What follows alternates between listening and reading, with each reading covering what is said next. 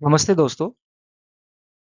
कल के सेशन में हमने सीसीएस सीसीए रूल्स के पार्ट फर्स्ट को डिस्कस किया था, जो जनरल पार्ट था, जिसमें हमने article number 1 that is short title and commencement, article number 2 that is interpretation and article number 3 application, इन तीन आर्टिकल्स को डिस्कस किया था।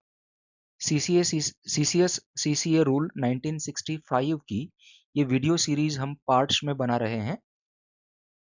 पार्ट्स को सीसीए रूल्स समझने के लिए जहाँ ज़रूरी है, उतने ही पार्ट्स के लिए ये छोटे छोटे से छोटा बनाने की कोशिश की है। वीडियो का कंटेंट एक्सप्लेनेटरी है, जहाँ आपको पूरी तरह अच्छी तरीके से कॉन्सेप्चुअल क्लैरिटी आए, ये मेरा उद्देश्य है। आज की इस वीडियो सीरीज में सेकंड पार्ट हम आज आपके सामने है। सेकंड पार्ट में हम सीसीएस सीसीए रूल का part second and part third, इन दोनों को डिस्कस करेंगे। पार्ट सेकंड है क्लासिफिकेशन। इसमें 5 आर्टिकल हम पढ़ेंगे, article number 4, 5, 6, 6A and 7। And जो थर्ड पार्ट है दैट इज अपॉइंटिंग अथॉरिटी, इसमें 2 आर्टिकल है, आर्टिकल नंबर 8 एंड 9। आपको फिर से एक बार याद दिला दूं, सीसीएस सीसीए रूल में 9 पार्ट्स को हम डिस्कस करेंगे और इन 9 पार्ट्स में 35 आर्टिकल्स है और इसके बाद 5 शेड्यूल्स है। तो इन सभी को हम वन बाय वन डिस्कस कर रहे हैं। दूसरा पार्ट हमारा है दैट इज क्लासिफिकेशन और तीसरा पार्ट है अपॉइंटिंग अथॉरिटी। इसके बारे में आज चर्चा करेंगे। पार्ट सेकंड क्लासिफिकेशन में 5 आर्टिकल हमें डिस्कस करने हैं, आर्टिकल नंबर 4 से लेकर 7 तक। तो देखते हैं पहले आर्टिकल नंबर 4। आर्टिकल नंबर 4 हमें क्लासिफिकेशन ऑफ सर्विसेज के बारे में बोलता है। कल का वीडियो जिन्होंने देखा होगा, हमने सर्विसेज, ग्रेड्स एंड पोस्ट्स किस तरह से अलग-अलग है इसके बारे में जानकारी ली थी। तो अब इन सर्विसेज को क्लासिफाई किस तरह से किया गया है। यूनियन की जो सर्विसेज है, यूनियन के सर्विसेज को group A, B, C and D, इन 4 सर्विसेज में 4 ग्रुप्स में डिवाइड किया गया है। Central civil services group A से लेकर ग्रुप डी तक। अब जब आप आर्टिकल नंबर 4 एंड 5 पढ़ेंगे तो आपके मन में थोड़ा-सा डाउट आएगा, जो अपडेटेड है, लेकिन उसका भी डिस्क्लेमर मैंने पहले दिया था। फिर से एक बार आपके जानकारी के लिए बता दूं कि जब हम ये इस वीडियो सीरीज में हम ओरिजिनल डॉक्यूमेंट को पढ़ रहे हैं। उद्देश्य हमारा ये है कि हम ओरिजिनल डॉक्यूमेंट को एक बार समझ लें, फिर उसके बाद में हम इसके अमेंडमेंट्स के बारे में, जो इम्प्रोवाइज्ड चीज़ें आई हैं, उनके बारे में भी डिस्कस करेंगे। लेकिन जब पहले आपके दिमाग में ये रहेगा कि ओरिजिनल डॉक्यूमेंट क्या था, तो और बेहतर क्लैरिटी आएगी, ऐसा मेरा मानना है। तो article number 4 classification of service में सेंट्रल सिविल सर्विसेज को 4 ग्रुप्स में डिवाइड किया गया है, group A, B, C and D. इतनी छोटी सी बात इस आर्टिकल में है। इसका सेकंड सब पार्ट जो है, या जिसको हम सब सेक्शन कहेंगे, सब सेक्शन कहता है कि कोई पर्टिकुलर ग्रेड यदि उस सर्विस में इंक्लूडेड है, तो उसको उसी सर्विस का उसी ग्रुप में माना जाएगा। कैसे? जैसे मान लीजिए central civil services group A की बात हो रही है। ग्रुप ए में 1, 2 या 3 ग्रेड्स हैं, तो उन ग्रेड को या ग्रेड के पोस्ट होल्डर्स को उसी सर्विस का मेंबर माना जाएगा, ग्रुप ए का ही मेंबर माना जाएगा। तो आपको article number 4 classification of service बेहतर तरीके से क्लियर हुआ होगा। बस इतना ध्यान रखना है कि सेंट्रल सिविल सर्विसेज के 4 ग्रुप होते हैं, A, B, C and D. Next article number 5 है constitution of central civil services. जो हमने अभी civil services group A, B, C and D, इनकी जो बात की थी, ये सर्विसेज आर्टिकल नंबर 5 के तहत तय होती है, क्रिएट की जाती है। और इन सर्विसेज में और एक क्लैरिफिकेशन दिया है कि इन सर्विसेज और ग्रेड्स को मतलब ग्रुप ए में कौन-कौन सी सर्विसेज होंगी और कौन-कौन से ग्रेड्स होंगे। लाइकवाइज बी में, सी में, डी में कौन-कौन सी सर्विसेज एंड ग्रेड्स होंगी। इसके बारे में अधिक जानकारी के लिए आप सीसीएस सीसीए रूल्स के शेड्यूल को फॉलो कर सकते हो या शेड्यूल में उसकी जानकारी दी गई है। तो आर्टिकल नंबर 4 हमारा है classification of services. Article number 5 है constitution of central civil services. Next article की तरफ चलते हैं। Article number 6 classification of post. Services अलग मुद्दा है, ग्रेड्स एक अलग मुद्दा है और पोस्ट एक अलग मुद्दा है। कल जैसे मैंने आईपीएस का एग्जांपल आपको दिया था कि कोई आईपीएस यदि है तो वो बिलोंग करता है इंडियन पुलिस सर्विस के लिए, तो ये उसकी सर्विस हो गई। और ये पोस्ट वेरियस वो पोस्ट पर हो सकता है, जैसे वो सुपरिटेंडेंट हो सकता है, डीवाईएसपी हो सकता है, इसी तरह से। तो सर्विसेज को भी 4 हिस्सों में डिवाइड किया गया है और पोस्ट्स को भी 4 अलग-अलग ग्रुप में डिवाइड किया गया है। Central civil post group A, group B, group C and group D. यहाँ पर अभी 6 पे कमीशन की जो अपडेट्स है इसके बारे में हम बाद में जानकारी लेंगे। पहले हम यही क्लासिफिकेशन देखते हैं। तो पोस्ट का क्लासिफिकेशन भी सर्विसेज की तरह ही group A, B, C and D में किया गया है।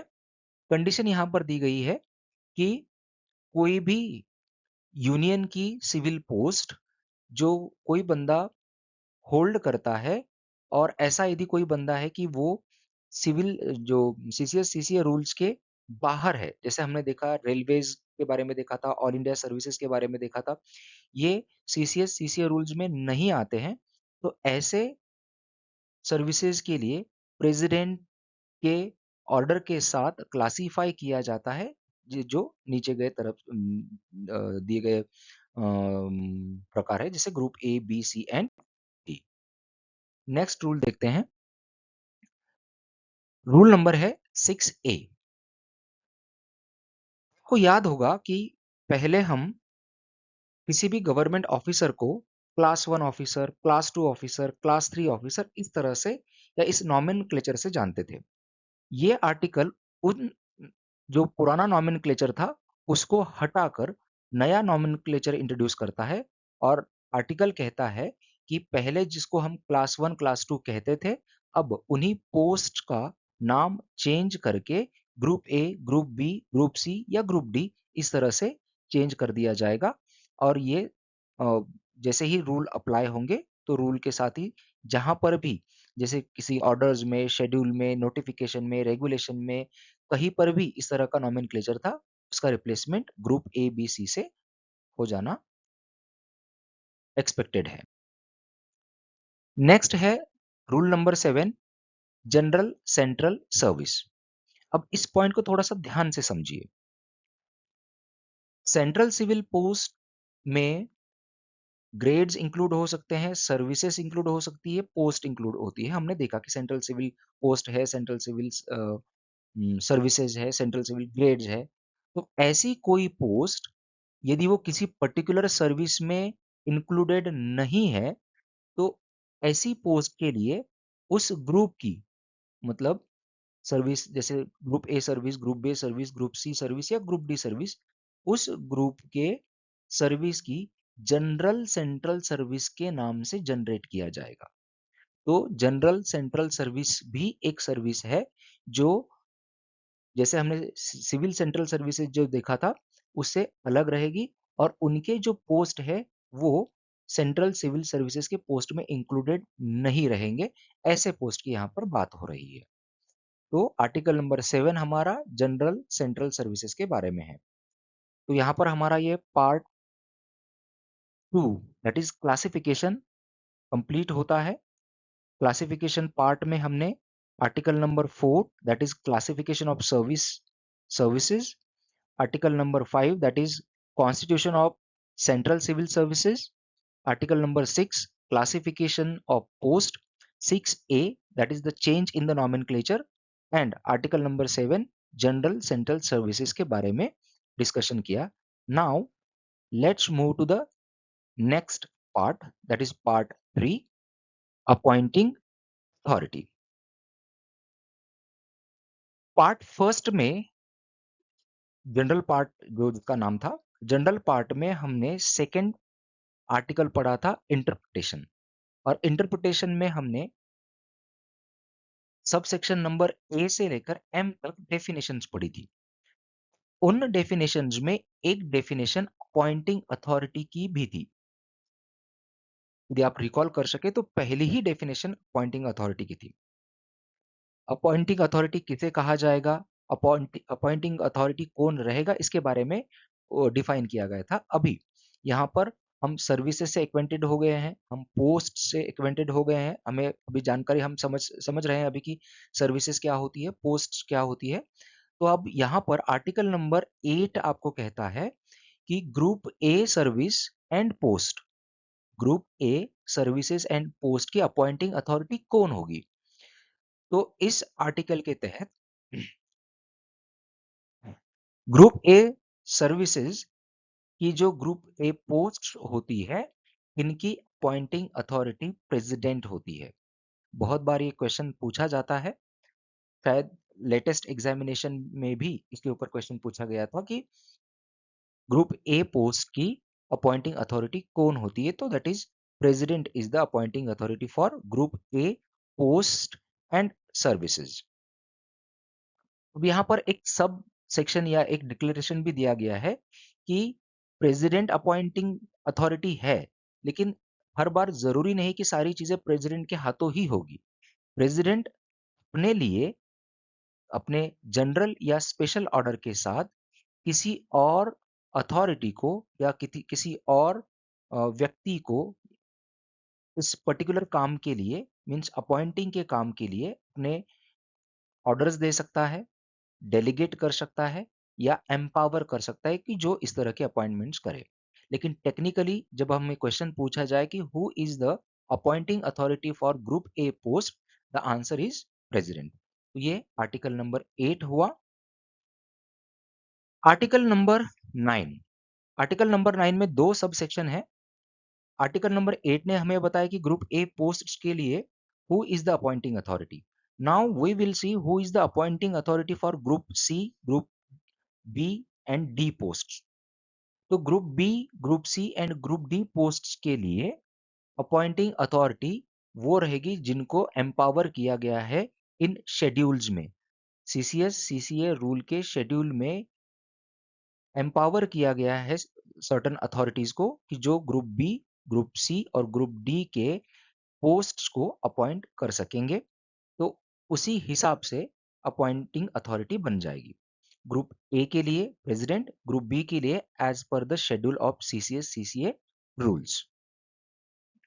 सेकेंड पॉइंट कह रहा है कि सभी अपॉइंटमेंट जो ग्रुप बी, ग्रुप सी और ग्रुप डी में इंक्लूडेड है, लेकिन वो जनरल सेंट्रल सर्विसेज के मेंबर्स है, तो उनके लिए प्रेसिडेंट स्पेशल ऑर्डर के साथ या जनरल ऑर्डर के साथ अपॉइंट करेंगे या फिर एम्पावर करेंगे कि वो जनरल सेंट्रल सर्विसेज के पोस्ट की अपॉइंटमेंट करे। सिंपली यदि समझे तो ग्रुप ए के लिए प्रेसिडेंट है, ग्रुप बी के लिए एज पर शेड्यूल अथॉरिटीज होती है अपॉइंटिंग अथॉरिटी, और जनरल सेंट्रल सर्विसेज के लिए अलग से स्पेशल ऑर्डर के साथ या फिर जनरल ऑर्डर्स के साथ प्रेसिडेंट डिप्लॉय करते हैं, प्रेसिडेंट अपॉइंट करते हैं या प्रेसिडेंट एम्पावर करते हैं कि जो अपॉइंटमेंट करे। तो इस तरह से सेकेंड थर्ड पार्ट भी हमारा यहाँ समाप्त हुआ। नटशेल में एक बार रिकॉल कर लेते हैं। पार्ट फर्स्ट हमने देखा जनरल पार्ट, जिसमें हमने 3 आर्टिकल पढ़े, शॉर्ट टाइटल एंड कमेंसमेंट। दूसरा आर्टिकल हमने पढ़ा इंटरप्रिटेशन। तीसरा आर्टिकल हमने पढ़ा एप्लीकेशन। फिर पार्ट नंबर 2 क्लासिफिकेशन, इसमें हमने 5 आर्टिकल पढ़े। Article number 4 classification of services. Article number 5 constitution of central civil services. Article number 6 classification of posts. Article number 6A that is about nomenclature. Article number 7 general central services. Then part number 3 हमने पढ़ा जिसमें 2 ही आर्टिकल थे। Article number 8 appointment of to group A services and posts. And the last one article number 9 appointment to other services and post. Hope कि आपको अच्छी तरह से समझ में आया होगा। At the end of the video once again आप सभी से मेरी रिक्वेस्ट है कि थरली वीडियो देखने के बाद यदि कोई सजेशंस होंगे तो please share your suggestions in the comment box, and if you need some other videos or topics to be discussed, kindly share it in the comment box. I will help. We will learn together. Thank you.